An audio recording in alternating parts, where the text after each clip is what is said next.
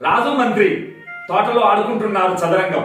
పరిగెత్తుకుంటూ తోటమాలు వచ్చి, రాజా అమృతం లాగండి తినండి. అంతే, మామిడి పనులు పక్కన చేప పెట్టా. రాజు ఆట చూస్తూ పండుగొస్తున్నాడు. ఏలు కస్తుంది. మంత్రి ఏలు తెగింది. రాజా బాధపడకు, ఇది మన మంచికే. రాజమ్మటే ఉగ్రుడై ఈ ఎమ్మటే జైల్లో పెట్టండి రా. మంత్రి చిరునవ్వుతో, రాజా థ్యాంక్ యూ, ఇది నా మంచికే అని చెప్పి వెళ్ళిపోయాడు. ఒకనాడు రాజు అడవికి ఎట్టకపోతే పాపం 100 మంది కోయలు వచ్చి రాజుని ఎత్తుకొని పోయారు. ఎందుకో అమ్మవారి జాతర బలిద్దామని. ఇంకేముంది, మంత్రగాడు రాజును చూశాడు. ఈయనకి అన్ని అవయవాలు బాగుంటే పనికొస్తారా, చెక్ చేయండి. అంతే,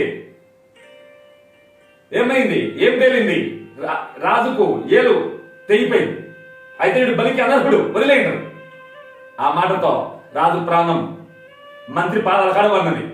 ఇంకేముంది, మంత్రి నా తప్పుకు క్షమించంటే, ఏం చేశావు నువ్వు తప్పు? మంత్రి ఈ విధంగా చేశాను. అయ్యో రాజా, నువ్వే నన్ను బతికించింది.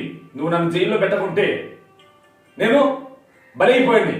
కాబట్టి రాజా, ఎటువంటి పరిస్థితిలోనైనా చెల్లించకుండా దృఢంగా ధైర్యంతో ఏ మానవుడైతే నిలుస్తాడో అంతా మన మంచికే అనే జ్ఞానం ఎప్పుడు కలిగిందో ఆ రోజు నుంచే మిత్రమా నీ జీవితం వైకుంఠం, కైలాసం, విహారం.